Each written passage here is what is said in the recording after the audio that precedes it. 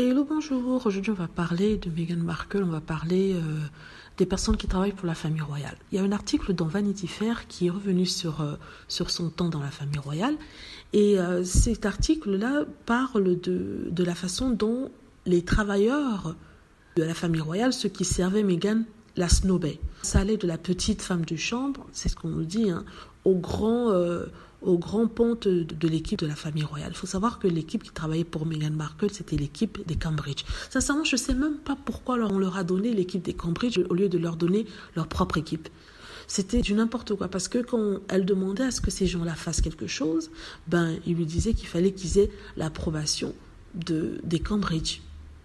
Et je suis sûre que c'était un peu frustrant. Bon, on revient sur ce qu'a dit cet article. Cet article dit que certains travailleurs ne voulaient pas répondre à Meghan Markle. Quand je dis répondre, c'est-à-dire que répondre à ses demandes et tout ça.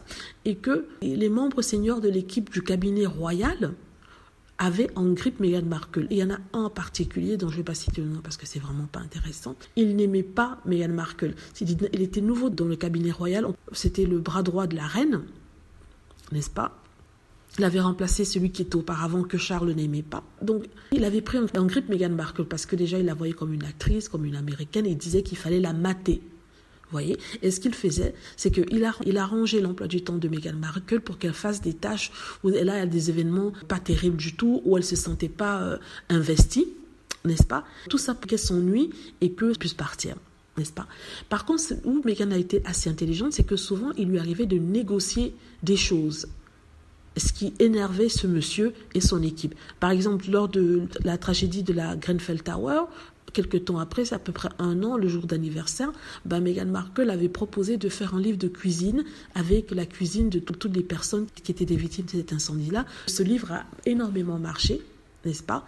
Et ce qui a énervé ces gens du cabinet, c'est que ce n'était pas passé par eux. C'est pas eux qui avaient eu l'idée, c'est Meghan qui avait eu l'idée. Vous voyez, elle est au contrôle de ce projet-là.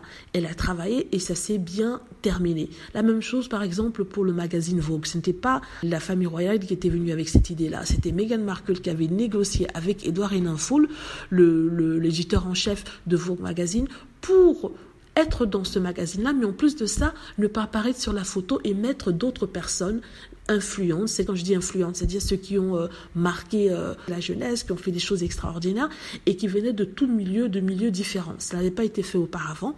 Et ça, apparemment, ça aurait énervé ce monsieur, le bras droit de la reine d'Angleterre. Et c'est à partir de là que les choses ont commencé à dégringoler. Parce qu'ils se sont rendus compte que Meghan Markle faisait mieux leur boulot qu'eux. Vous vous rendrez compte, elle vient dans la famille royale, elle arrive à négocier des trucs qui ont un impact assez important au niveau du public en Angleterre. Et ça ne vient pas de l'équipe de la famille royale, ça vient de Meghan elle-même qui a négocié. Et du coup, ça les a rendus furieux, ça les a rendus malades. Si déjà ils voulaient se débarrasser de Meghan, là ils avaient la motivation parce qu'ils ne voulaient pas que Meghan ait cette autonomie-là. C'est pour ça qu'on ne lui a pas donné son équipe, sa propre équipe, parce qu'ils savaient que si Meghan avait été en charge, les choses se seraient faites. Voilà. Dites-moi ce que vous en pensez. J'espère que vous avez aimé la vidéo. N'hésitez pas à cliquer sur like, c'est le cas, à vous abonner pour plus de vidéos et à cliquer sur la petite cloche afin de t'avertir lorsque je poste une petite vidéo. Merci.